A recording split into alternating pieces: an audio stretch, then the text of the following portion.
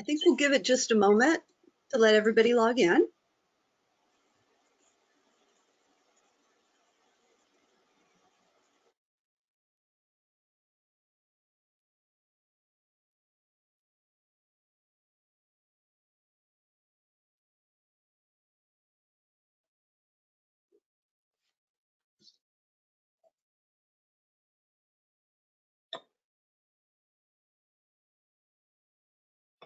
Okay, well, welcome everyone. More than 500 people have registered to participate in this session today. That is fantastic. Thank you all so much for your interest and for joining us today. I'm Betsy Russell. I'm a newspaper reporter. I'm the Boise Bureau Chief for the Idaho Press, and I'm also the president of Idahoans for Openness in Government, or IDOG. IDOG is a nonpartisan, nonprofit coalition for openness in government in Idaho. And since 2004, we have been partnering with the Idaho Attorney General's Office, the Association of Idaho Cities, and the Idaho Association of Counties to educate people all across the state about compliance with our state's most important open government laws, the Idaho Open Meeting Law and the Public Records Act. I am very pleased to introduce our panelists today. Besides myself, they include Deputy Attorney General Brian Kane, who may well be the foremost expert on the Idaho Open Meeting Law, and our Attorney General, Lawrence Wasden, Idaho's longest serving Attorney General. Our goals for this hour, and it may even be a little bit beyond an hour if we have more questions, are to talk about compliance and how we can comply with the Idaho Open Meeting Law during this very uncertain time, this unusual time when public meetings have been forced online by circumstances, by a pandemic, but the law is still in effect. It still applies. And we know that you have lots of questions. We will ask you to please hold your questions until after the presentations, because we hope that the presentations today will answer many of your questions. But when we get to that point, I will give you detailed instructions as to how to type in your questions, and then they will be posed to the panelists by our moderator, Scott Graff of the Idaho Attorney General's Office. I'd also like to note that this session is being recorded. If the technical quality is sufficient, we hope to post it online later, possibly at the IDOG website, which is www.openidaho.org. And now I am very pleased to introduce Idaho Attorney General Lawrence Wasden. Thank you very much, Betsy. And I'm very pleased to be able to work with you on this project. We've done in the neighborhood of 50 statewide presentations, or presentations statewide. I think this is the most we've ever had participating, 500. But I really appreciate your dedication and effort to this project. I also want to thank Brian for his willingness to again engage in this arena and share with us his expertise. And what I'm going to do here is I'm going to present some scenarios that we hope will raise a number of questions, and then Brian will kind of discuss that issue and work our way through the law and how it applies. I'm certain Betsy will have a few observations she'll want to make, and occasionally I might have something to add as well. So if we're all ready, I'll start with scenario one. Is that where we are? Yep, I think that is. Okay, scenario number one. The governor has issued a stay healthy order that limits gatherings to 10 people or fewer, but has not ordered any changes with regard to compliance with Idaho's open meetings law. You are the clerk for a city council that meets weekly. In talking with the mayor, she wants to continue to hold in-person meetings with all councilors and the relevant city staff in attendance. This will be difficult because it means that the capacity limit will be reached with only the city council members and staff. 2 members of the press have already indicated interest in the upcoming meeting. What can you do to ensure compliance with the open meeting laws? Brian. So I think that this is a fairly common scenario right now across the state. And if you remember, when we first entered the pandemic, one of the earlier executive orders from the governor actually set aside the in-person requirement for the open meeting law. That setting aside of the in-person requirement expired back at the end of June. And so since that time, the in-person requirement within the open meeting law has been in effect. And so this then creates yet another kind of issue because how do we thread the needle of a capacity limit, which is enforceable, right? If it's a statewide order, we have to all comply with that capacity limit. How do we comply with that capacity limit and still fulfill the purpose of the open meetings law? And I think that when I look at this, yeah, a sec, sure. Brian. Well, that in-person requirement of the open meeting law that was suspended for a time and now is back in effect, all that says is that meetings may be conducted by telecommunications as long as there is a location with at least one board member or a staff member where people can go in person to listen if they want to. So it doesn't mean that the whole meeting has to be in person. It just requires an option for in person. Do I have that right, Brian? You do, and I was actually getting to that, and it's which is why but that's why we have this discussion. I mean, Betsy, that's a great example of why we're here today. I think is because we're all trying to kind of work our way through these issues because it is a little different. And in this scenario, if the entire city council and then the relevant staff shows up, the room, for all intents and purposes, has met its capacity of 10 folks. And it may be the sort of scenario where once you get the city council and the city attorney and the city clerk and then the director of parks and all these other folks in there, they're actually over capacity and maybe they have to have their own sort of overflow room. But I think the real key here is that we want to make sure that governments, governing bodies are threading the needle. And the needle is we want to make sure that we provide that physical location for the meeting in a way that allows for the public to attend and observe that meeting. And so I think that if you set up your meeting so that if your capacity is 10, all 10 spots are taken up by government members, well, now we're kind of thwarting that purpose of the open meeting. And so it may be the sort of thing where you want to work within your entity to say, hey, is there a way for some folks to like monitor the meeting from their office through streaming or telephonic purposes? And then when they need to testify, they can come into the room, provide their testimony, and then leave the room. And that way it enables some members of the public to attend in person. It enables members of the public to observe remotely and achieve all of those things. And I think that to me, the real key here is that as a government body, you want to make sure that you've got that physical location of the meeting in such a way that it doesn't thwart the ability of the public to attend. Now, the other thing that you may want to think about is if you've got a 10 person capacity limit, you may want to have an overflow spot within your place of business.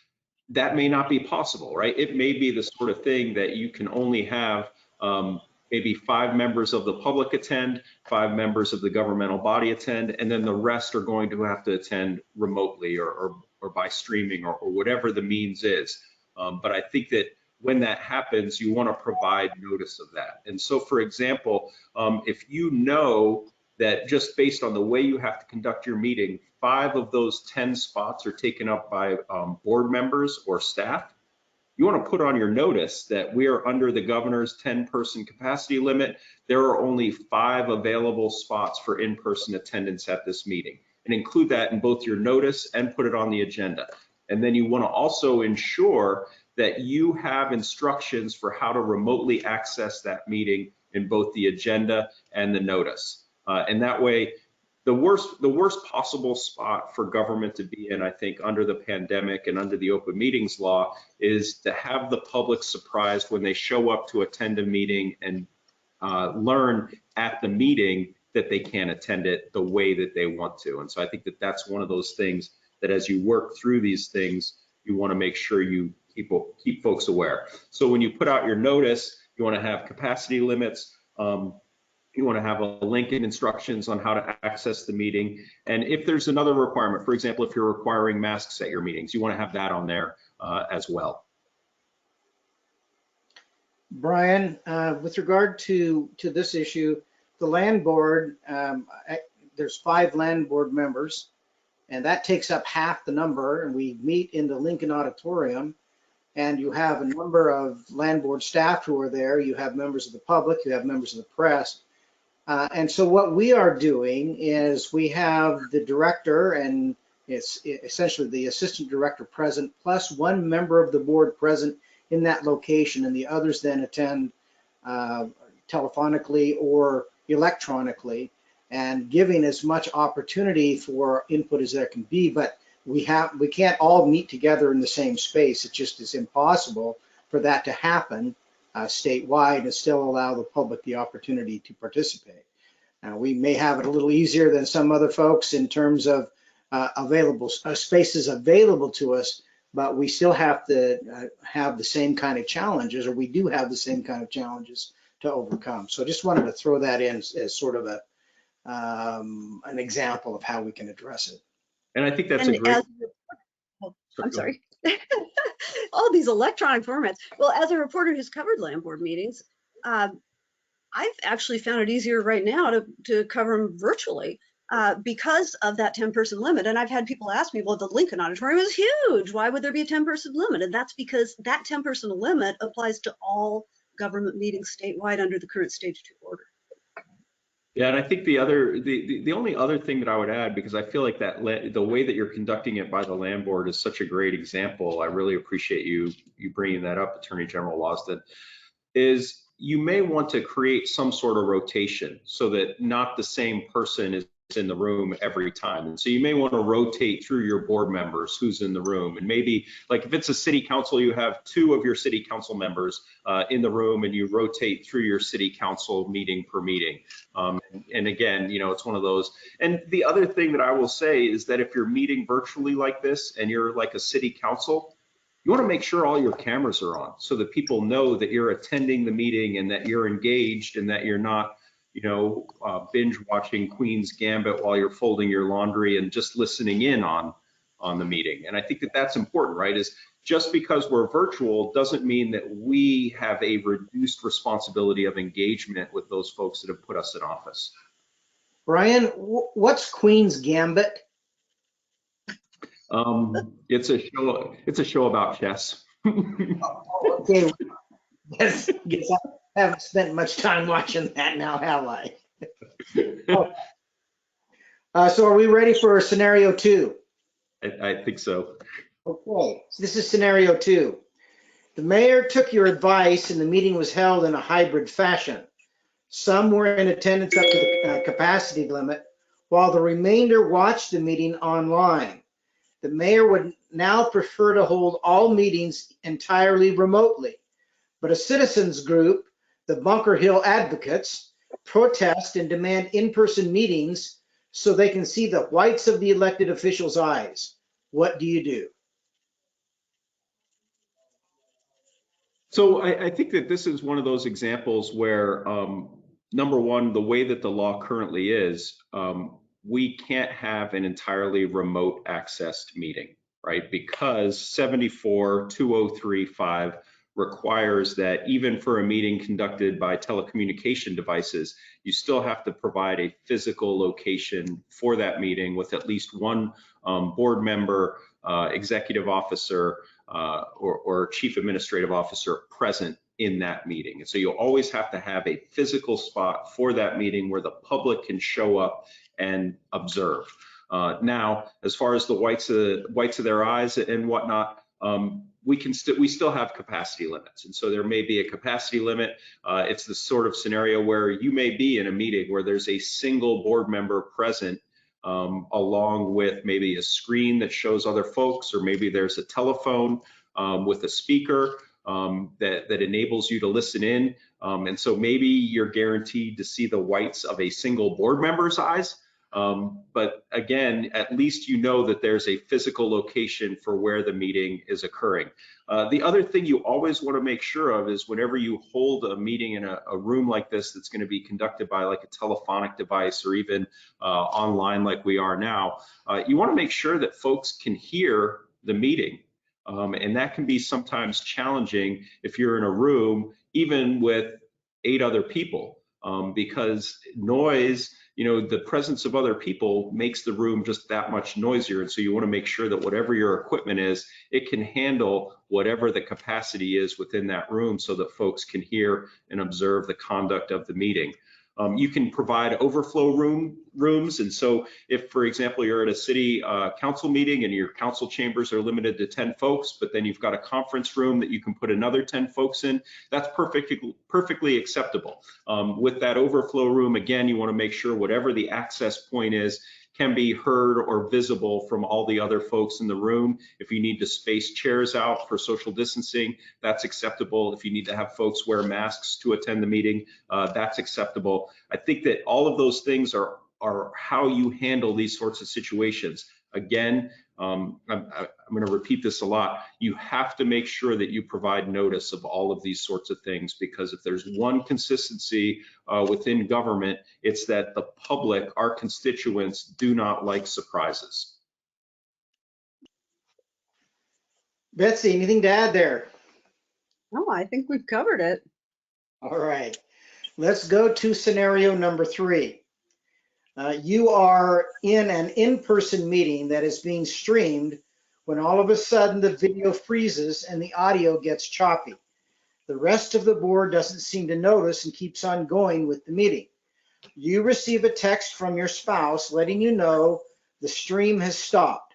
How should a board resolve this scenario? So I think that this is one of those things that boards need to be really attuned to, because if the stream goes down, I think that at that point the meeting goes down. And so and this is a tip that I offer to folks, make sure that when you're conducting remote access meetings, you have someone that is monitoring the meeting, meaning somebody monitoring the feed, making sure that the audio is okay, making sure the video doesn't go down, and that can alert the board that says, hey, things aren't working, give us a minute to see if we can bring it back up online. Sometimes it's just a glitch where you need a minute or two for the internet to, buffer and catch up to itself. Sometimes it may be something more dramatic that requires, and it could require you as a board to stop a meeting and say, look, we can't go any further because we have lost our ability for remote folks to access our meeting. And so we're going to have to stop at this point.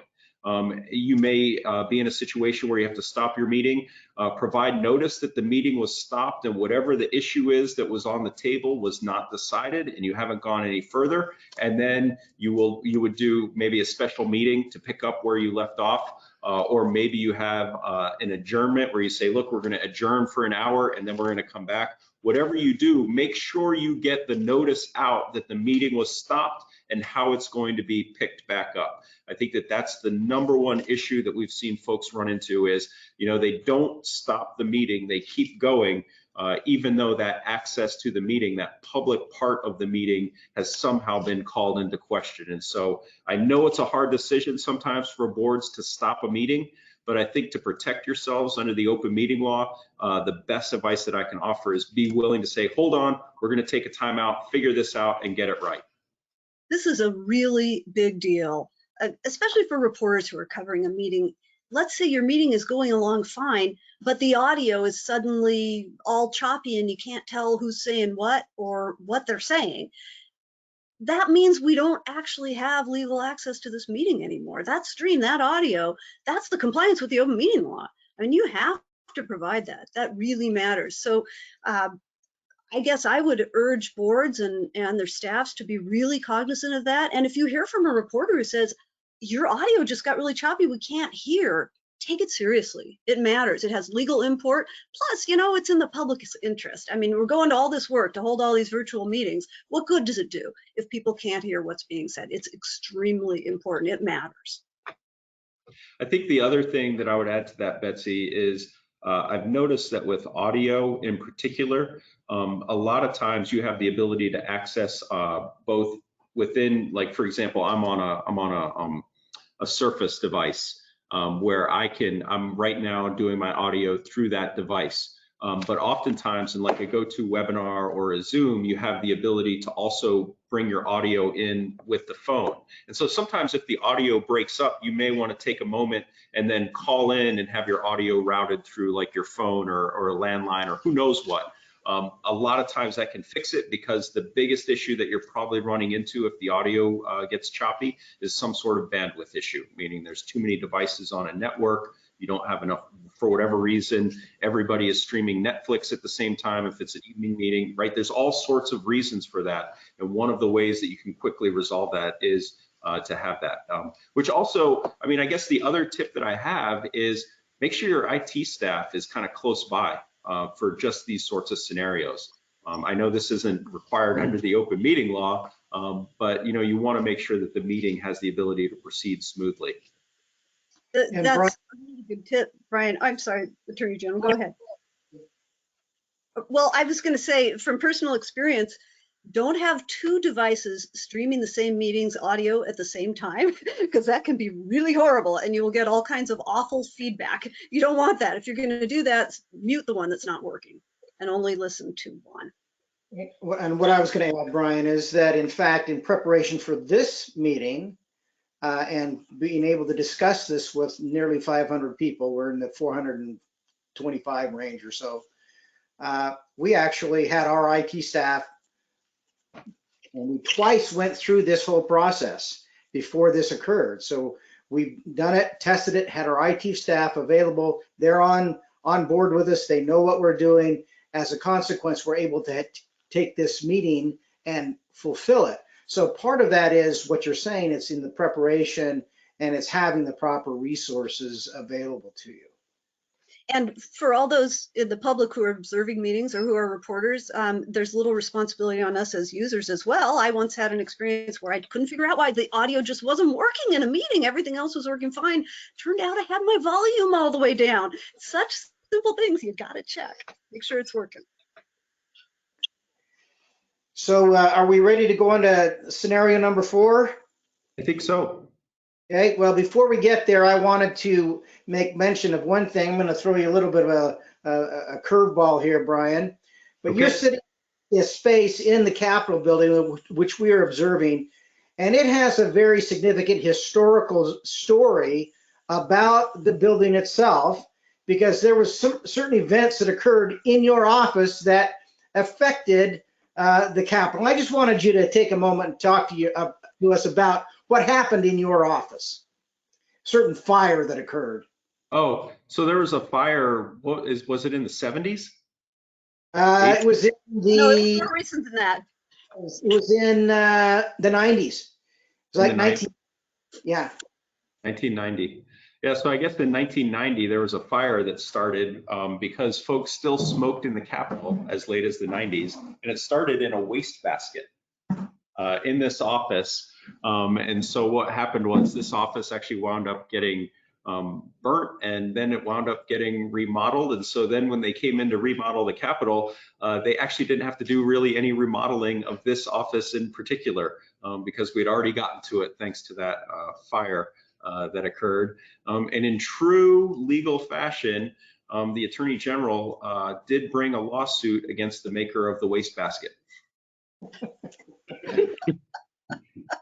Yeah, that fire was so hot that it destroyed marble in our offices, and it destroyed the sandstone on the exterior of the building. They had to go back and repair that. They were actually able to replace the marble by finding an original supply of time period cut marble in the historical archives, and were able to replace it exactly. You can't even tell where that marble has, the destroyed marble was. So just kind of an interesting historical story.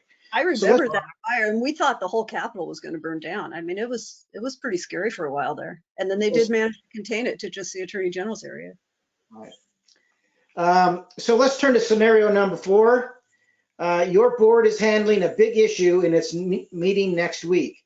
A large crowd is anticipated, and many of them will likely want to be physically present at the meeting as well as testify.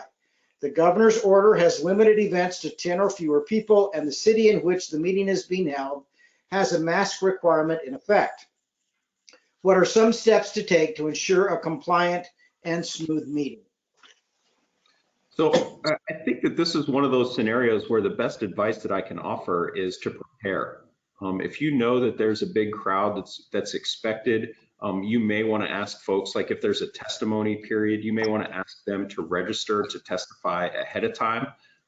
As you know, under the open meeting law, you're guaranteed the right to observe the meeting. The open meeting law does not, however, contain a requirement that you be heard at the meeting. It's only, and I always use this reference, it's only a ticket to the show being government. And so if you buy a ticket to Hamilton, you don't get to jump up on stage with King George and sing "You'll Be Back." You only get to watch the show. And so I think that it's always important. And I do know what Hamilton is, okay? Okay, that's but I think it's really important to understand that, because we get a lot of complaints from folks that say, hey, I wanted to go testify at this meeting and either I wasn't allowed to, or I was only limited to 3 minutes, or they said that they were done taking testimony for that issue for the night. Those are all acceptable things by a board. They can set the parameters of it. The open meeting law just says you have the right to observe it. So you get to go and watch the board work through all of these issues. And then if the board says we will take the first 50 folks to sign up and we will listen to each person that testifies gets 3 minutes, that's perfectly acceptable. And so sometimes that's one of those things that you want to put out there. Again, if you're going to have something where you anticipate a large crowd, I recommend putting right into the notice. Public testimony will be taken. The first 50 that sign up will be allowed to testify, and each person testifying will be given 3 minutes or 5 minutes to testify. Putting that notice out there ensures that people don't show up not knowing that they may be turned away. Again, you don't want to create that surprise situation, which turns into a government customer service nightmare for you. If you're going to require masks at the meeting, make sure that's in the notice. And then make sure that you have pre-planned how you're going to handle folks that either show up at the meeting without a mask. Are you going to have masks available for them to use? Are they going to be turned away at the door, and who's going to do that? That's all pre-game or pre-meeting planning that you want to really make sure you have dialed in. If you're going to allow for in-person testimony, make sure that you have some system to take that testimony that is consistent with whatever the capacity limits are. If you've got 10 people in your room and then you need to bring people in from an overflow room or rooms, depending on how big it is, you may need more than one overflow room. Have a system for how those folks are going to come in and out of that meeting space to provide their testimony and then go back to continue to observe the meeting and hear other folks testify as well. All of those things you want to have lined out before the meeting starts. If you try to do it after the meeting starts, it will be chaos, and it's very likely that it's going to generate some sort of complaint. If it's not an open meeting complaint, you may have just a basic constituent services complaint or something else. And I think that, you know, as we've gone through this pandemic process, the one consistency that we've seen in kind of meetings that have had trouble has been there hasn't been that pre-meeting planning that has taken place. If you're going to allow for remote testimony, make sure that you have a clerk or a board chair that understands how to allow for remote folks to testify, whether it's they get their own they get a discrete link into the meeting, whether they have, whether the board chair unmutes them, right? All of those things become really important in this remote access area. Who has the ability to speak? Who can unmute someone? Whether the chat function is available, all of those things apply within this context. And I think that you really want to pre-plan that meeting. And one of the things that I will tell you is the first couple of times that you go through this, the pre-planning may wind up taking as long as the meeting. But after you've gone through the process a couple of times, you'll start to understand it. It will get a rhythm, it will get a flow, and it'll kind of become second nature for you. Brian, I have a question. Is it acceptable under the open meeting law to allow to testify only those who have signed up in advance to do so? So that's a great question, Betsy. And again, right, public testimony isn't an open meeting requirement. It's more of a how do you run a fair board meeting requirement, right? What's your orderly process for meetings? If you want to say only folks that are signed up before the meeting starts can testify, you can do that. That doesn't violate the open meeting law. What would violate the open meeting law is if you were to somehow say only folks who sign up before the meeting starts can attend the meeting, right? Because now you're stopping attendance by the public at the meeting. And online, you have to be really careful there, right? Because some platforms may require registration. And so you have to figure out a way for how you're going to let folks that are late arrivers into those meetings from a remote platform. So really important question, because as we move into this remote space, those sorts of things become critical. In fact, Brian, and it's outside the scope of the open meeting law, there are some public hearing requirements in some entities, but that is specific statutory framework with regard to that entity and its processes. And it may be in its own rules, but that is outside the scope of the open meeting law, correct? Absolutely. And I think that it's important to remember, we're using the term meeting. The term hearing has a completely different legal connotation within it. And oftentimes within hearings, there are specific statutory requirements that must be met. And if you're having trouble figuring out if you should be in a meeting or a hearing, that's a great time to talk to your attorney. All right. Betsy, anything additional on that scenario? Nope. So I guess we're at the stage, Scott, where we will turn to questions, and your function is. Not quite yet. We've got. Hold on. Okay.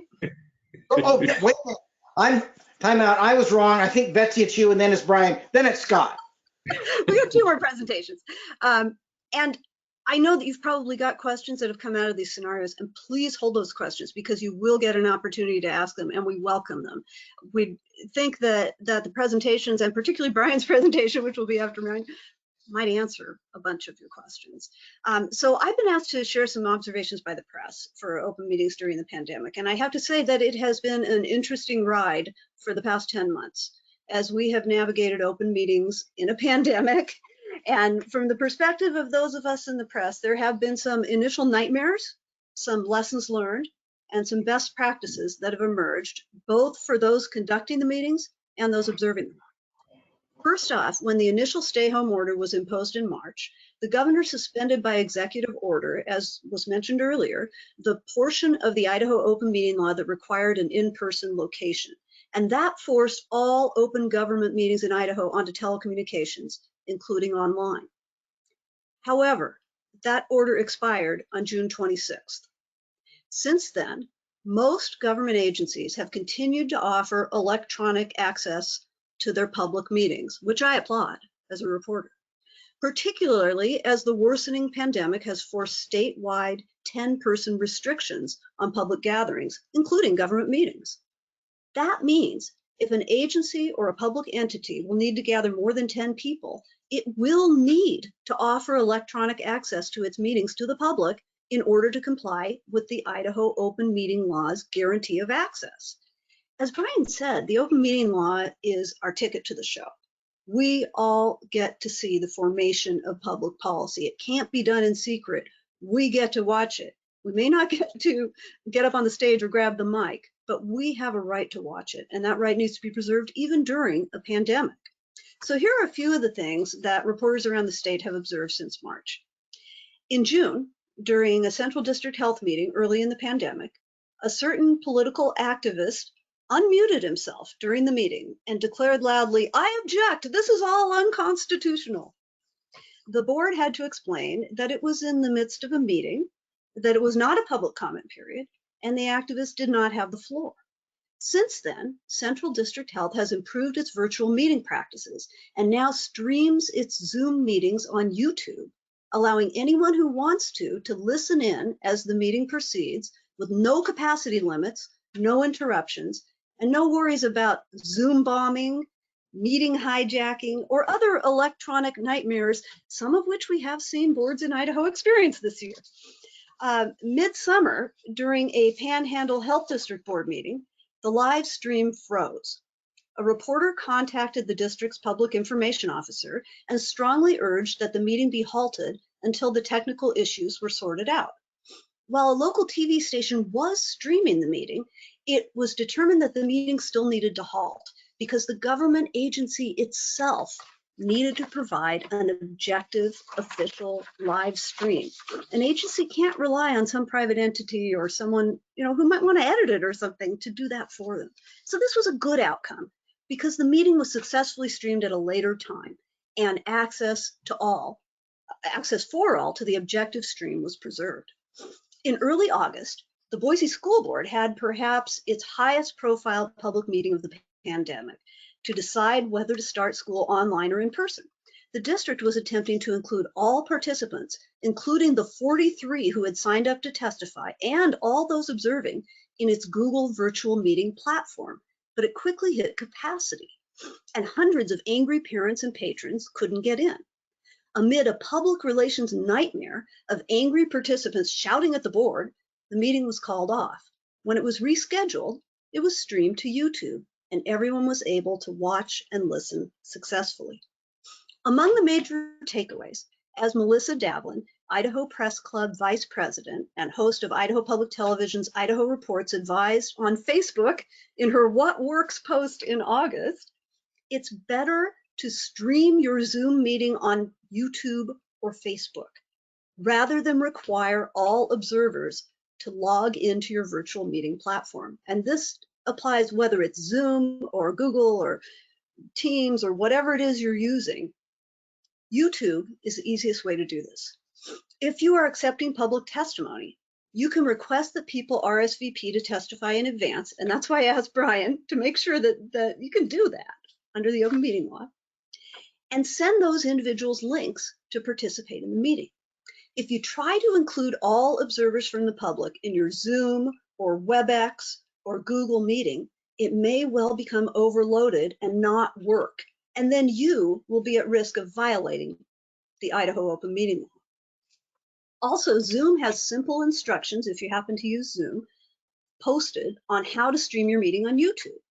I looked for them, and you just have to go to support.zoom.us and search for how to stream a meeting live on YouTube. Click on the first search result, and you'll get the full instructions.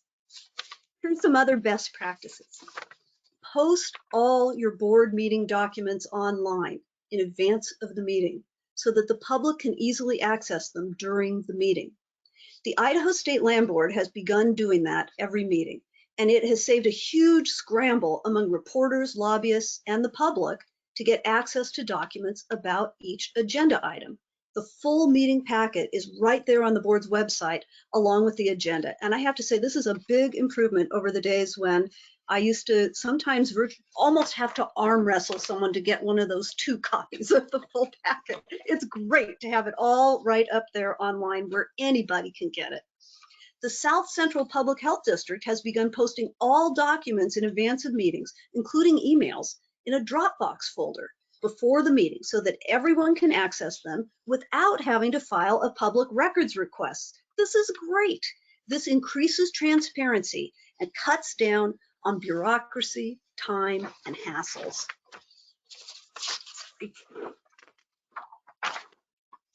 Another best practice, please make it clear who is speaking. When people are listening on a phone link or watching an online stream, it is hard to tell, but it really matters. You can have each person identify themselves before they speak, or identify themselves to the chair before they're called upon, as the Central District Health Board now does at its meetings. You don't want one board member's statements wrongly attributed to someone else. And as a reporter, that's something I absolutely do not want to get wrong either. And we can't always tell by recognizing the voice. We can try, but that is not reliable enough. For reporters, make sure you have a contact at the agency, board, or commission before the meeting, whether it's a public information officer or a board member or someone else, so you can quickly reach someone if there are technical problems. Technical problems these days are not just a nuisance. They are a matter of complying or not complying with the open meeting law, so they matter very much. And finally, I'd just like to put in a plug for government to continue to stream all meetings, even after the pandemic. This step, while we were all forced into it by circumstances, actually has made government more accessible to more people in Idaho. And that's a good thing. Let's keep it up. And now I'd like to turn over the floor to Brian so that he has an opportunity to answer all those questions, or as many of them as he can, before you even need to ask. Brian Kane. Betsy, and I just want to make sure that folks know that, you know, our office puts out manuals on these. So we've got our open meeting law manual. We've also got the public records law manual and the ethics in government manual. All of those are current. They've all been recently updated. And so please feel free to go to our website and download those. They have Q&A, and we may even need to start thinking about whether or not we put in a special a couple of questions with regard to kind of the pandemic thing, lessons that we've learned as far as remote meetings and whatnot. So we may have an update to the update coming in the near future. And so with that, I just want to go through a few things to keep in mind as we deal with open meetings during the pandemic.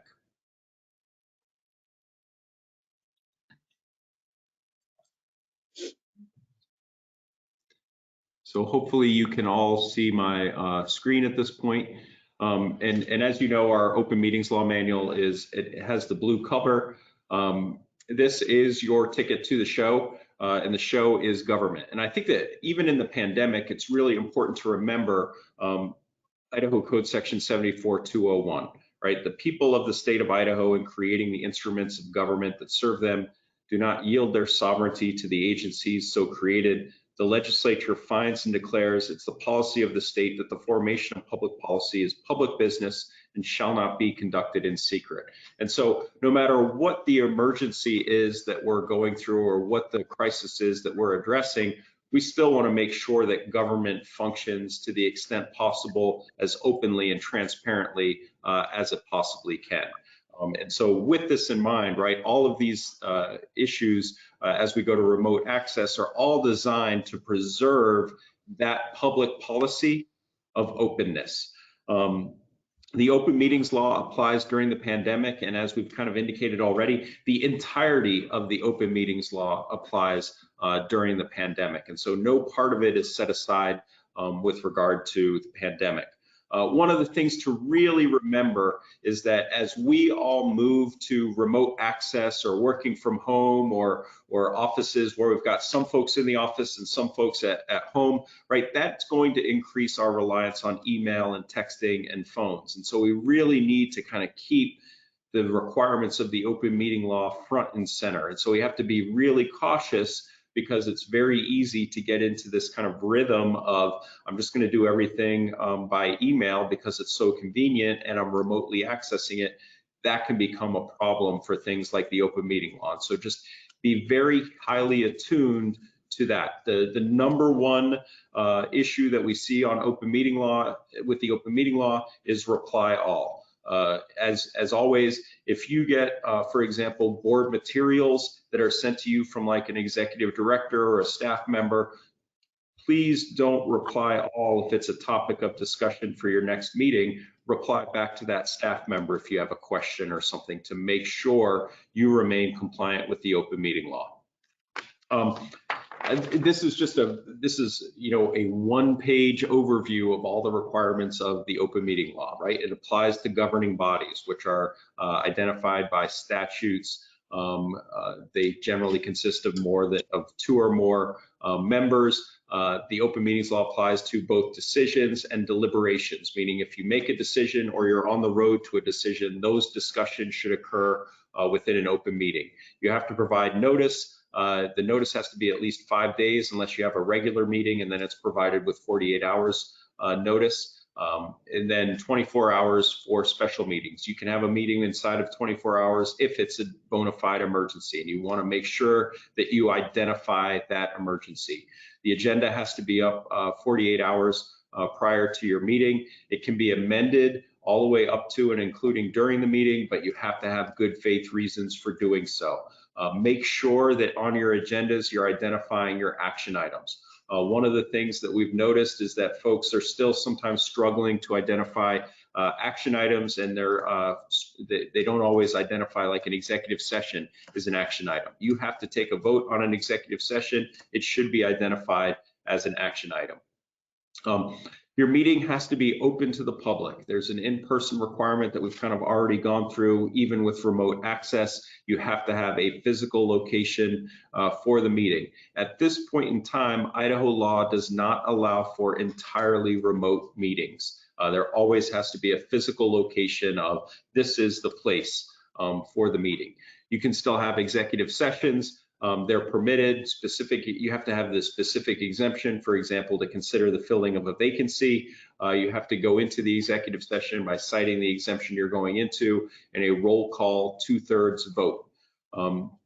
You have to make minutes available of your meeting within a reasonable time afterwards. And I think that this is really important to stress, because right now we're recording a lot of our meetings because of this remote access. Recordings are not a substitute for minutes. You still have to have minutes of your meetings. And I think it's really important to keep all of those things in place and to make sure you've got those procedures. So now, as we go into the pandemic, how do we handle these things? When we think about hybrid meetings, number one, prepare. I think you want to make sure that you test your technology. You want to make sure if you've got like a speaker that the volume is high enough in the meeting to be heard. One of the things that we see happen all the time is, there are audio issues, meaning it's not loud enough or it's too loud or whatever it is. Always do a little bit of a walkthrough before you go to your meeting. Within your notice, include whatever the access link or the streaming link, instructions for how to access it, where you can go to get there. If you're doing a streaming meeting, you want to always think about providing a call-in number for those that maybe don't have a computer or can't join it because of bandwidth issues or other sorts of limitations that they may have. And a lot of platforms do provide a kind of tandem call-in access point. Understand the platform that you're using. Some have capacity limits. And so, for example, when we were putting together this, we started out on a platform that we realized had a capacity limit that could cause problems for us. So we moved to another platform to ensure that we had the capacity sufficient for all folks that wanted to join the meeting to be able to join it. Consider within your notice, you want to always include whether you've got capacity limits, mask requirements, how you register to testify if you're going to require that. Particularly if you're going to have remote testimony, you want to make sure folks understand how they can access and register for remote testimony. Consider recording your meeting and posting it to the website afterwards so that folks that maybe couldn't attend have the ability to review it. Determine if in-person attendance will exceed capacity and then provide an overflow room. Identify who will be in the meeting from the government side and try not to overstack your meeting to prevent in-person attendance. You want to make sure that you strike that balance of both having your physical location with folks in the room, but then also enabling folks that want to be able to access or attend that meeting in person. During the meeting, make sure that you've got somebody monitoring your stream to ensure it's functioning. That way, and make sure you've got an alert system of some sort in case the stream goes down, so that folks know, hey, it's time for us to turn that off. Keep cameras on. If you're on the board, your cameras should be on, because that's how you demonstrate that you're fully engaged and participating in the meeting. I understand that from time to time you may need to turn a camera off. I've had, a dog that wants to go outside or whatever it is. That happens in this environment, totally understandable, but generally the camera should be on while you're in the meeting. Have speakers identify themselves when speaking. Again, Betsy just said this. I think that it's really important that folks know who's speaking, particularly if they're listening in on a phone or if the only access is by phone. Voice votes can be confusing. Right? It can be confusing to figure out who has voted which way, whether you've got enough votes, how many people have actually voted. I've seen all sorts of things happen in the online environment. I've seen voice votes where people all vote at the same time and you're never sure how many people have voted. I've seen folks who vote by voice vote and they vote kind of one at a time. But one of the ways to kind of deal with this is have roll call votes. And that way you know who has voted and which way they voted online all the time. And it's a good way also to make sure that you maintain your quorum and that somebody hasn't like glitched off of the meeting and they don't realize it and they haven't been able to rejoin, right? Make sure that you know who has dropped off or who's having trouble or whatever that is. Keep IT accessible. You want to make sure that if you have issues as you conduct your meeting in the pandemic, that you have the ability to address those issues on the fly. And it may be that you have to halt a meeting for 2 or 3 minutes while that issue gets worked out, which then gets to, if your stream goes down, immediately pause to problem solve. If you have to end the meeting, provide notice, and you want to put that notice out as publicly as possible. So if you've got like a Twitter account and a website and all of those things, let folks know, hey, this meeting had to stop. Here's where we're going to pick it up again. Understand the technology of the platform that you're using. Betsy did a great job of referring to one of the school district meetings. I was actually in that meeting, and one of the crazy things that occurred in that meeting is the chat room was made publicly available, and it was just kind of a free-for-all in there. And one of the things to keep in mind is, are you going to allow for chat room access? And do you need chat room access, or do you just need a spot where folks can ask questions, and who monitors that?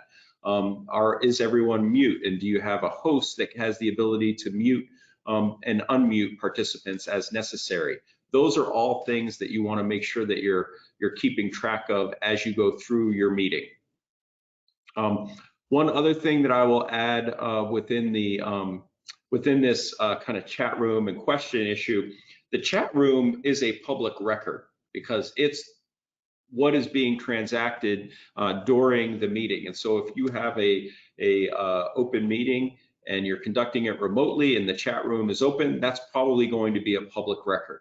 The other thing you want to be aware of is to make sure that you don't have board participants going into the chat room and discussing issues that should be discussed during the open meeting. And again, those are all public records, and you don't want to somehow thwart the reasoning of the open meeting or the purpose of the open meeting. After the meeting, right, make sure you get your minutes out, right? The recording is not a substitute for the minutes. Post a recording to the website if that's what you want to do. There are a number of entities that have essentially created libraries almost of the meetings that they've held during the pandemic, and they're incredibly useful as a resource. And I can tell you that in the open meeting complaints that we've received during the pandemic, one of the things that has been most helpful for us is the ability to go out and see those meetings and to identify whether there is or there is not a problem with the way that that meeting was conducted. Because we'll have folks that say, oh, we couldn't hear the audio. Well, if we've got the ability to hear the whole meeting, we can immediately say, yep, at minute 32, there was an audio problem, but by minute 34, it was addressed and the meeting proceeded smoothly. Right? And that really helps out. And so as a board, you may want to think about what the benefit of having that library of open meetings is accessible online for you.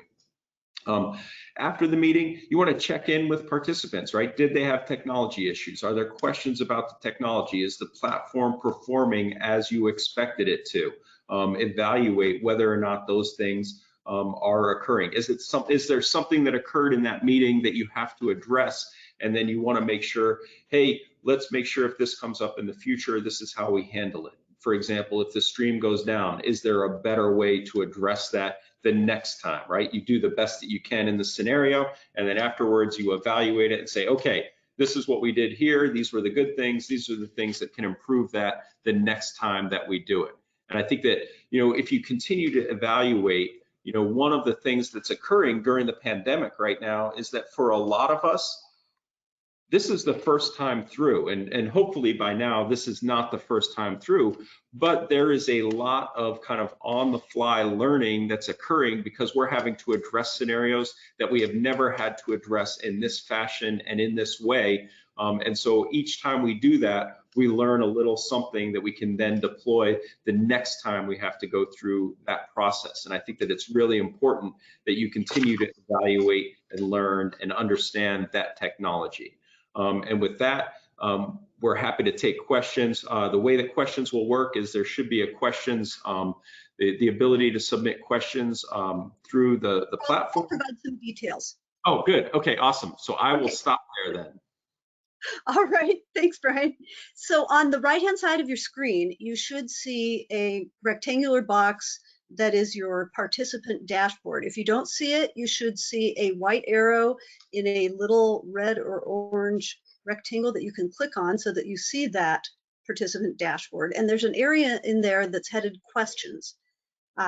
In that box, you can type your question, and at the end, either hit enter or click send, and the question will go directly to our moderator, Scott Graff of the Idaho Attorney General's Office, who will pose the questions to the panelists.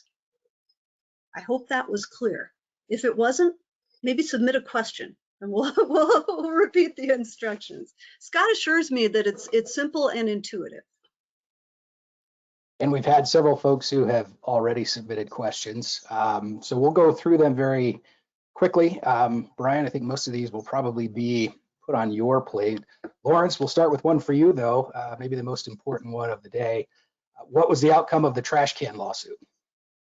Well, let's clarify that it was the insurance company that covered the cost of they covered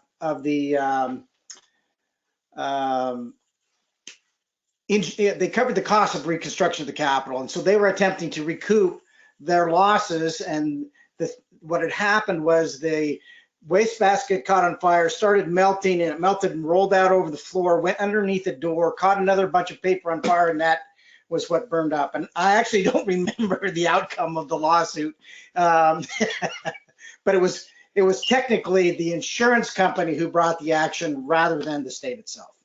Okay, very good. Thank you.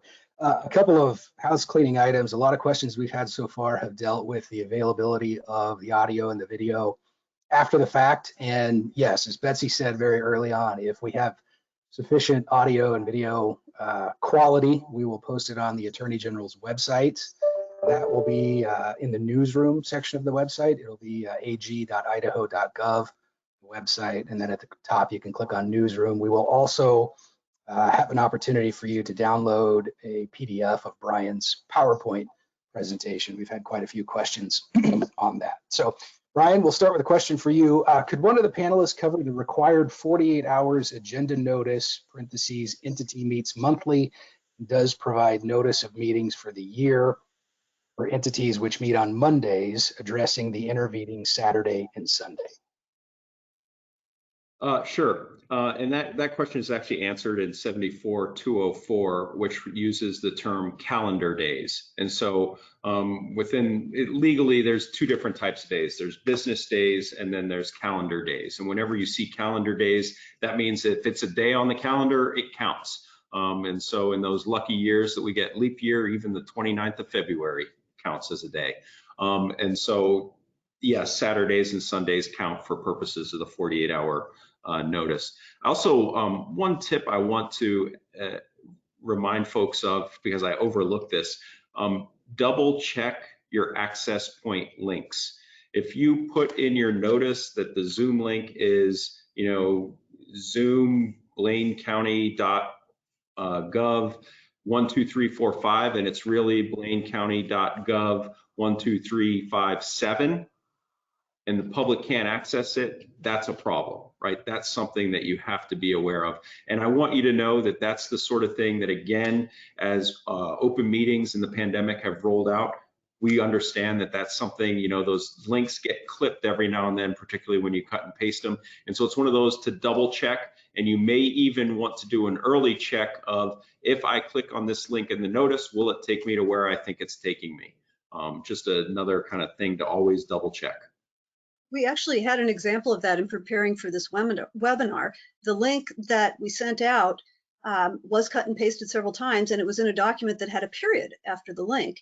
And in one version, the period was incorporated into the link, and then that made the link not work. And fortunately, we were able to figure that out and let the participant who was trying to use it know to try it without the period. So watch those links. In the interest of time, I'm going to combine a few questions about accessibility into sort of one broader question, Brian. For those who live in rural areas and internet access is not perhaps as great there as it is in some other places, even in for some government entities in some particularly small towns across the state. Do you have overarching advice for the constituents and for the government officials when accessibility to the internet is a problem? Sure. And I think it's really important to remember that under the open meetings law, you can still have a teleconference, right? It's perfectly okay under the open meetings law to have a remote meeting conducted by teleconference. And I think that that's one of those things, right? Just because we have the availability of Zoom and GoToWebinar and Microsoft Teams and all of those other platforms, the good old telephone is still an acceptable way to conduct a meeting. You just want to make sure that whatever process you use, folks know the access number. You probably want to create a listen only line for the public to attend, but perfectly acceptable to have a telephonic conference or meeting. Okay.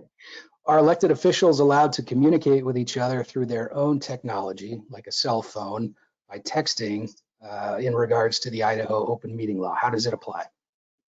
So number one, if they're texting during the meeting and it's about stuff that's being discussed in the meeting, that very likely could be an open meeting law violation because they're not having those deliberations in a fashion that the public can observe.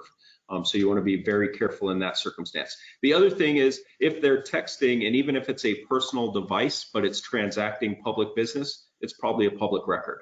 And so if someone were to be savvy enough to know that they've been texting, those texts could be requested and then have to be produced under the public records law. Okay. Some of these are specific to cities and counties. Brian, as a Post Falls city councilor, this observer writes, our inability to have more than 10 people in council chambers has necessitated half of our councilors participating via Zoom, with the public sequestered and escorted into chambers when they want to speak. What provisions during this pandemic can be made to more fully involve in-person attendance by the public? So, I mean, I think that what you're really asking there is how do we get through this pandemic so that we can, start all going to stuff together again. And I wish I knew the answer to that. Because based on the question, it sounds like the process that you've outlined actually it's working, right? That's kind of what we were recommending. You've got that 10-person capacity limit. If you've got overflow rooms and you can shuttle folks in and out, you're doing the best that you can for in-person attendance, given the fact that we are facing limits on in-person attendance. And so I think, I wish I had a better answer for you than that. I do think that, some of these online platforms really do give you pretty solid access and the ability to observe and participate. But I also understand that there's a desire and a need, particularly for constituents with elected officials, to be in the same room. So I think that what you've demonstrated is, yep, it's challenging, but you're also, it appears to me, doing the best that you can under the circumstances. Okay, next question. Through open meeting law, are we required to record our virtual meetings and make them available for viewing after the meeting? So there is no requirement that you record the meetings. That is more of a customer service sort of thing. And if you decide you don't want to record your meeting, that's up to you. You want to, however, make sure that you have minutes of that meeting. And I will tell you that with remote access, sometimes that recording actually helps the minutes get prepared, because they can then, if it's difficult to identify, for example, who a speaker is or something like that, or if you've got questions regarding votes, that recording can be very helpful. But there is no requirement under the open meeting law that you post those and record them. That's a customer service issue. And I can tell you that at times it can be very helpful and beneficial, but it's also, that's within your discretion. So Brian, if an agency chooses to record its meeting and then say a reporter files a public records request for that recording is a public record, is it not? It is. Yeah, for as long as the recording's in existence, it's a public record. And related to that, Brian, an attendee asked, how long should we have the record available for the people to listen to later? Asking in the context of a school board setting. Sure. I don't have an answer for how long you should keep it. I mean, I think that, to me, that's probably a board policy that you want to discuss, right? We're going to keep these recordings, so we're going to maintain them for, I don't know, 30 days or 2 months or whatever. And that's the sort of thing that I think the board wants to discuss, and you probably want to discuss that with your attorney as well. And then you want to create consistency with it, right? You don't want to have a policy where some board meetings are maintained for years and other board meetings disappear almost as soon as they occur. That's where you're going to get into trouble. I have no space at the meeting location to accommodate overflow. If the meeting is noticed for access through Zoom and YouTube, is an overflow space still required? So the overflow space is not an open meeting requirement, right? The open meeting law requirement is just that you have a physical location. And then right now we're operating with a physical location and a capacity limit of 10 people. And so once you've complied with that and you're streaming and folks can access it that way, you've complied with the open meeting law at that point. I wanted to add one quick thing with regard to the answer to the previous question. Although our public records law and open meeting law don't have retention statutes for records, if you've got a recording and someone's filed a public records request for that recording, you can't then decide, okay, the 30 days are up, now we're going to delete it and not give it to them. Once a request is filed, that can't be destroyed. It has to be provided. Is that right, Brian? Am I saying that right? Yep. Yeah. Well, I mean, you can't start destroying records after you get a public records request, right? We're not Enron. We have a responsibility to provide that request at that point, or provide that record to that request at that point. I had a couple questions asking the status of the person who is in the office, in the meeting place to satisfy the in-person requirement. Does that have to be a public official, a member of the board, the panel, et cetera, or can that be a staff member? So the law actually is specific in who it has to be. And if you'll give me 1 second, I will access that for you. It's in 74-203 paragraph 5. And what that requires is that one member of the governing body or the director of the public agency or the chief administrative officer of the public agency shall be physically present. And so you've got 3 categories of folks, either governing body member, director of the public agency, or the chief administrative officer. And so those are the requirements. Just for everybody keeping track, we have gone over our announced time of 3 o'clock Mountain Time. We have until 3:30 with the webinar to be able to stick around, and Brian and the rest of the panelists have agreed to stay up to that point. So we'll continue asking and answering questions. This one, Brian, is from a reporter. How will reporters and members of the public who have health conditions or disabilities that make them more vulnerable to COVID-19 get equal access if certain meetings don't require masks, especially in a state where internet access isn't exactly great? We also have a question in regards to someone having a hearing impairment and not being able to use technology to attend a meeting quite like everyone else.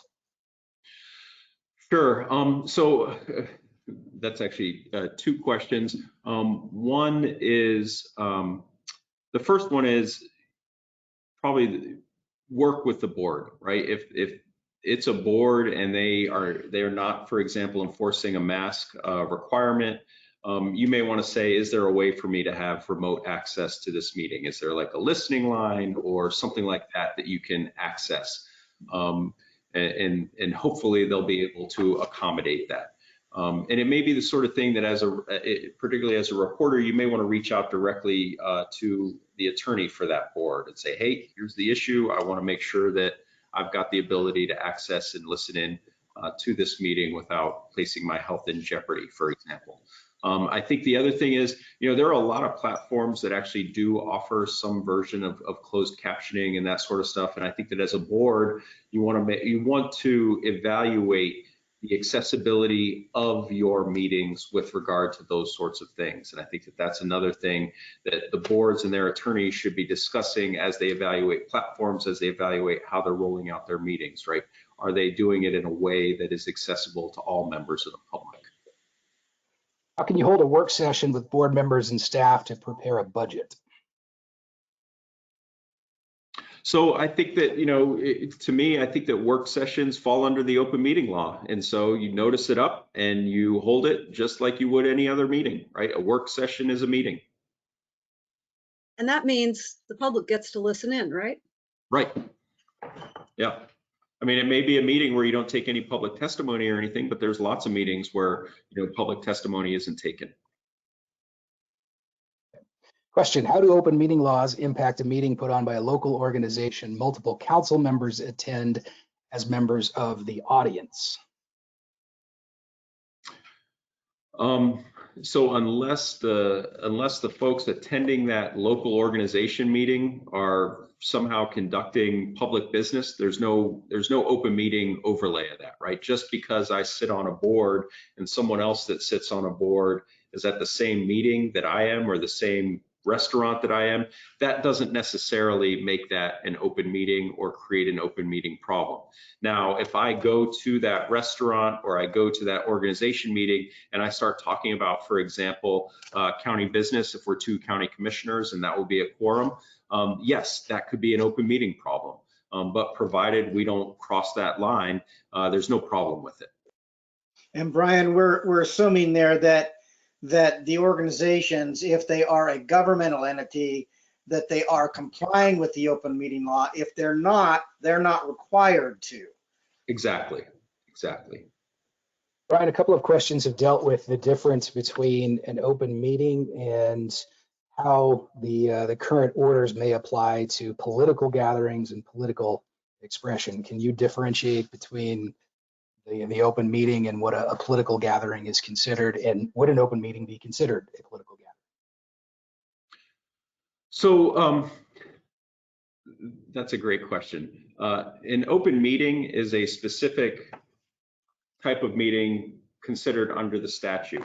And a governing body meeting is not a political gathering. It's a meeting for the purpose of that governing body to govern, meaning it's not the public's meeting. There's no political purpose of the meeting. The meeting is for that governmental entity to conduct its business. Now, a political gathering could occur outside of that meeting. For example, they want to protest, I don't know, the Walmart siting permit or the rerouting of Highway 95, whatever it is. There could be a political gathering outside, for example, city council chambers or outside of the Capitol building or something like that. And so they're kind of two distinct sorts of elements that occur. But the political, there's no right to protest within the chambers of a city council meeting, right? Because that's not a public forum. That's a forum for that governmental entity to conduct its business. It's the same thing with the legislature, right? You don't have the ability to go on to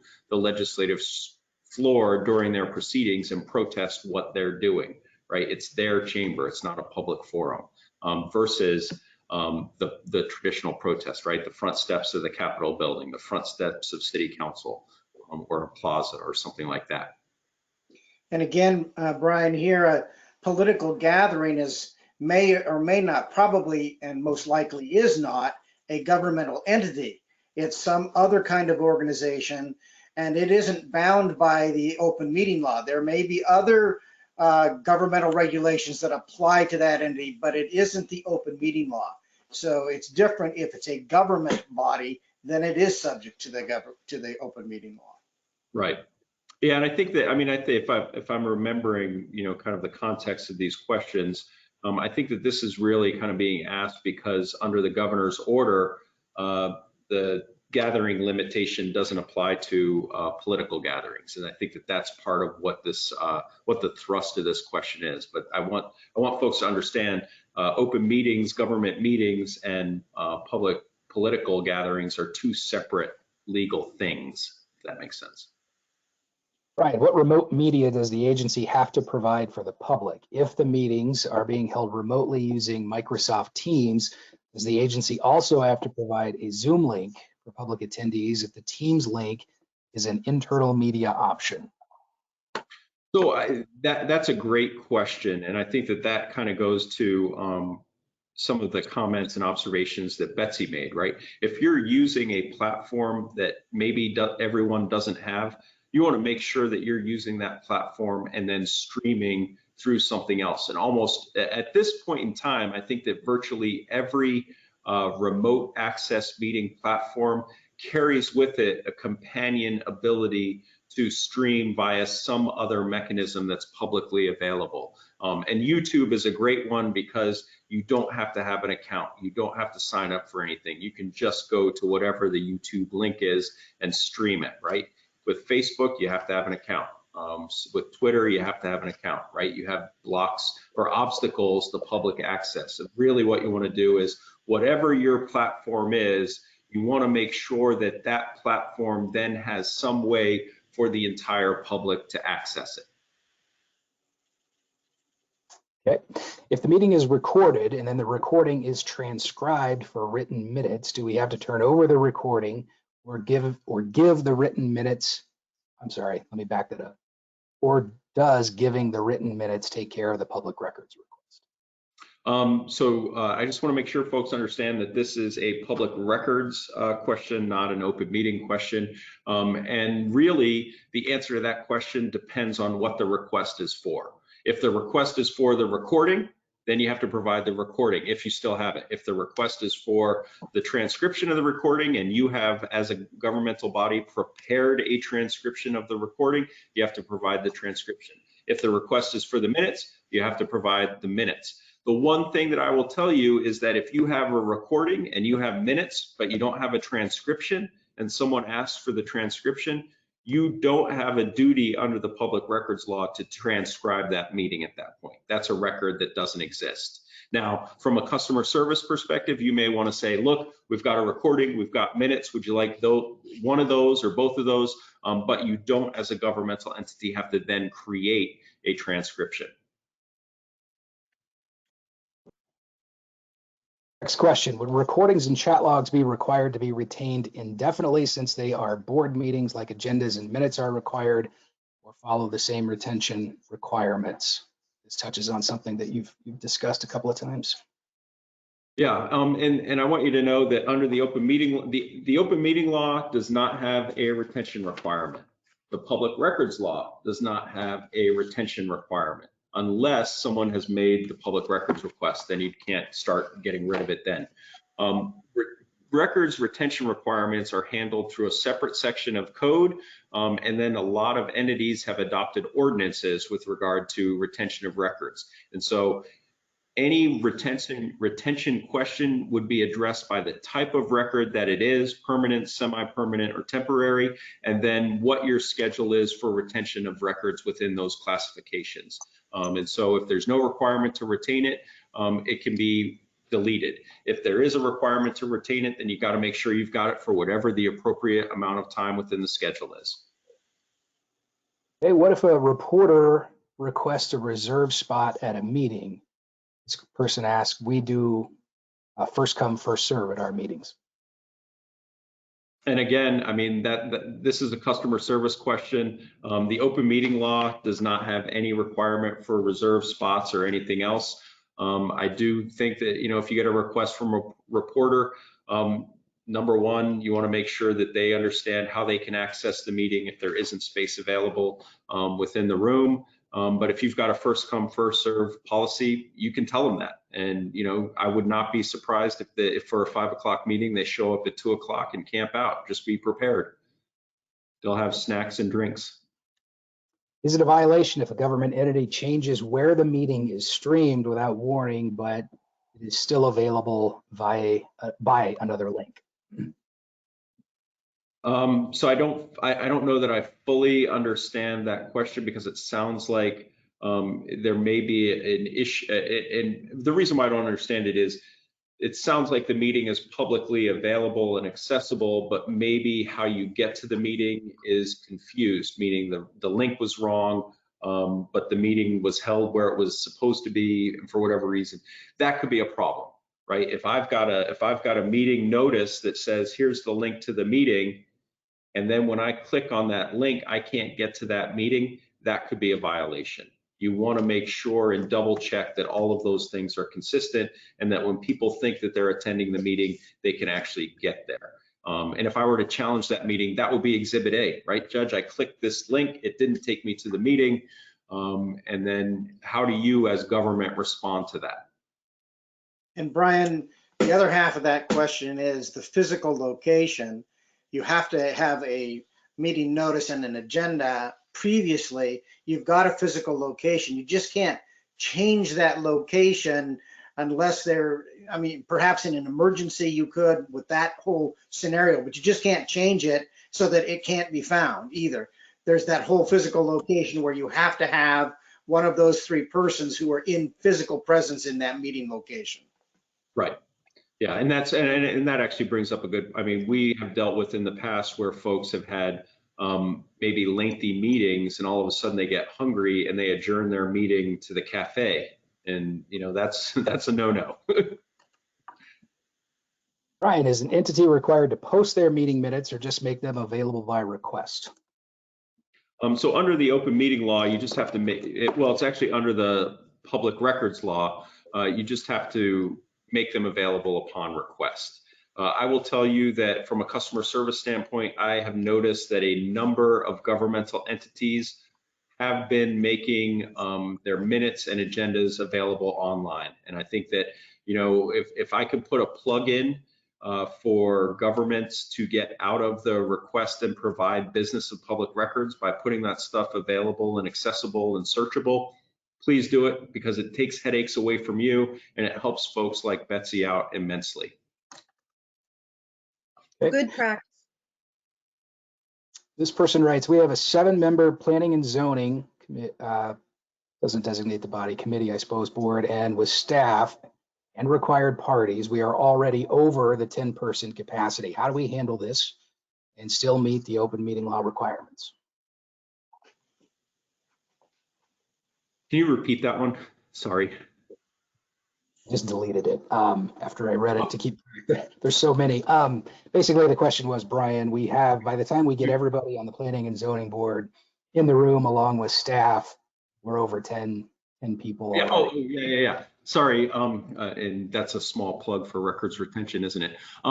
So one of the things, I mean, that's one of those things where you really want to plan for your meeting, right? If you know you've got a meeting where you're going to be over that 10-person capacity limit or pushing it, adjust the meeting, right? Say, hey, maybe we'll have 2 folks in person at the meeting. We'll have the rest of the folks monitoring remotely. And that way we'll allow for like 8 members of the public to attend, or maybe it's a 5 and 5. But my recommendation is you want to always preserve some mechanism for the public to physically be present at that meeting in compliance with the open meeting law, right? You want to make sure that you're always fulfilling that purpose and you're recognizing that physical presence requirement within the meeting. It's really easy for a governmental entity to kind of stack a meeting and occupy a room, particularly under a capacity limit as tight as 10.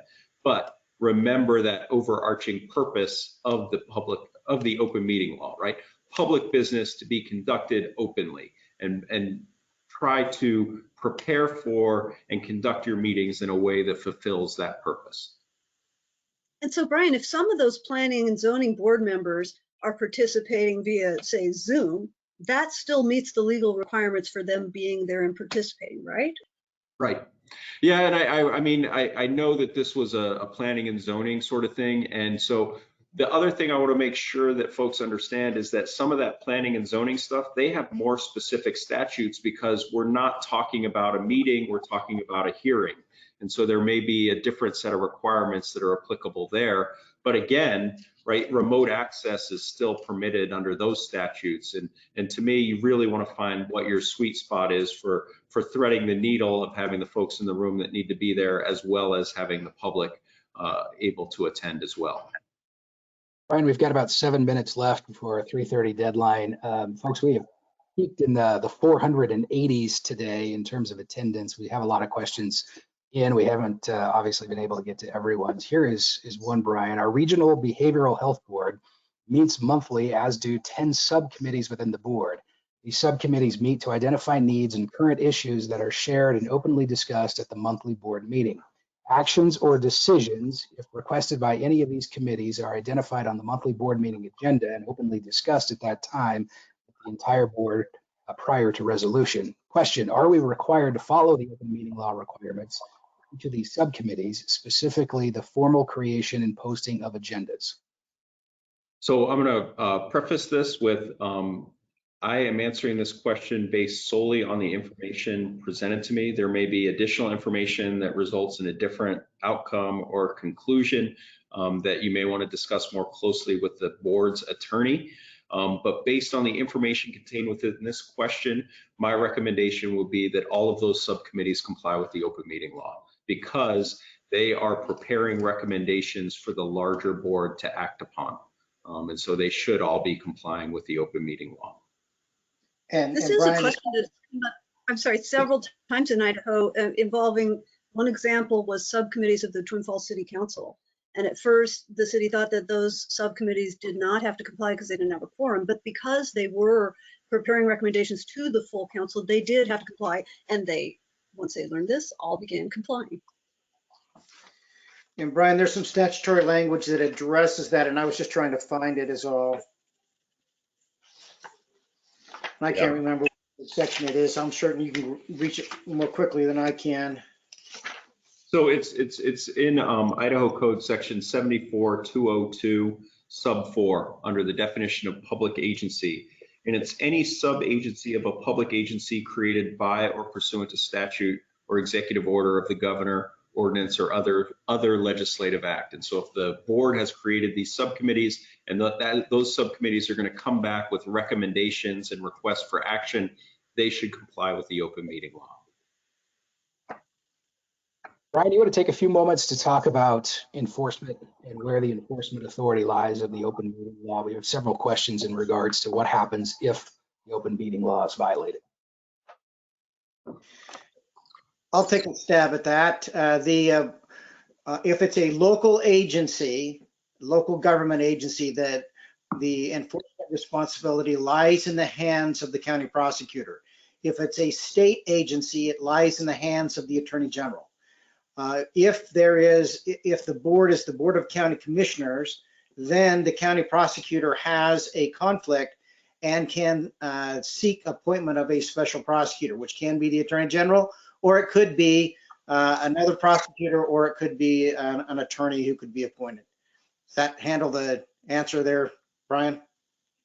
I'd give that answer an A. Good boy. You were trying to help me out. What are the requirements for translation services or closed captions for a virtual broadcast of the meeting? So those aren't requirements under the Idaho open meeting law, but depending on circumstances, they may be requirements under some other law. And I think that, that's a scenario where you want to talk to your board attorney and make sure that you're providing a meeting that is open and accessible as required by law. We had several questions about finding an alternative space to meet in, such as an auditorium, a movie theater, a high school gymnasium, where social distancing can be observed and go over 10 people in the audience. Is that a workaround to the order?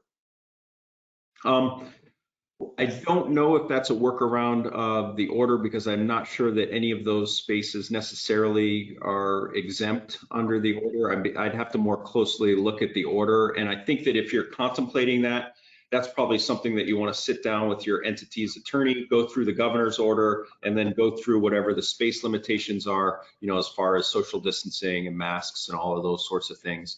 I don't know that I can just off the cuff say yay or nay on that. I do know that the governor's order, the way the governor has applied it, is that the 10-person capacity limit applies to all rooms regardless of their size. And I think the most prominent example is the Lincoln Auditorium, which has a capacity of over 200 people, but still is being limited to 10. Yeah, and I think that you're going to see that to some degree with the way that the state of the state is conducted this year, Betsy. Okay, last question, then I'll give you the three of you an opportunity to make some closing comments. This is from a county commissioner saying, we always provide a for public comment on our published agenda. We've had complaints that we denied public comments on other agenda items that do not require we provide public comments and are off topic. Is it the chair's discretion to allow comments on the item being considered and not allow off-topic comments? So again, I just want to make sure you understand this is not an open meeting question, but this is more of a conduct of the meeting question. And the answer to that question is yes. If you as the board handle it that way, and you're in the big thing, and you'll probably want to double check this with your attorney, but you want to stay consistent, right? And so, for example, if you say we're going to hear from the public on our decision on whether or not to cite the gravel pit where we've cited it.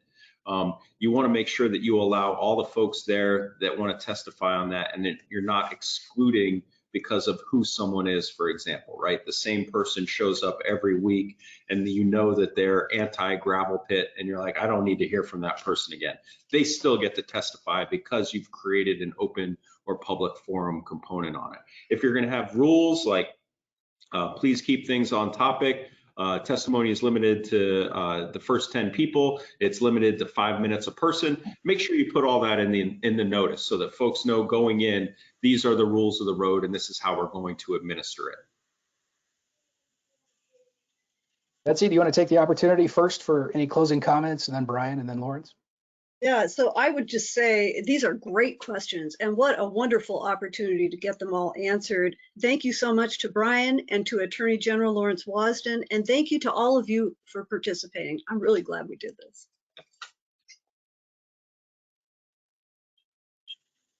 Brian?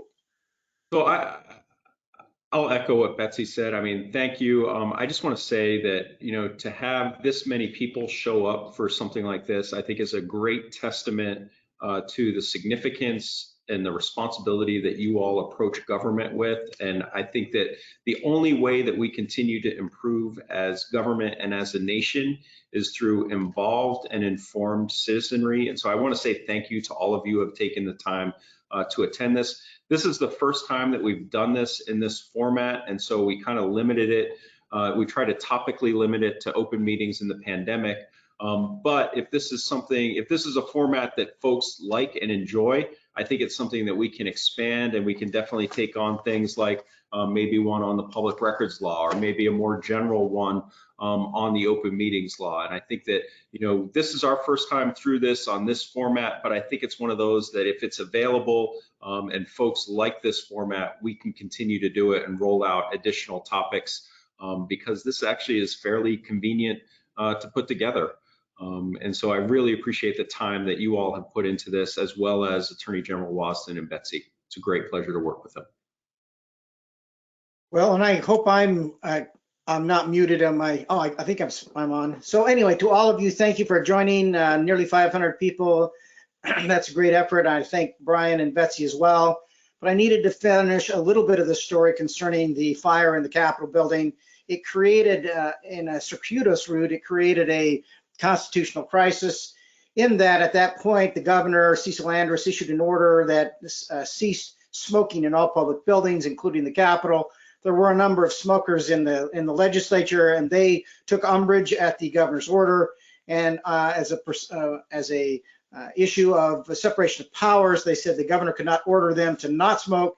And so we all had to agree that, in fact, the governor could not control the legislature, and we solved the constitutional crisis by allowing legislators to smoke in the building, but no one else. The governor could not control the legislative controlled areas of the Capitol building. It was wonderful, but you know, we can create issues just about anywhere we're looking.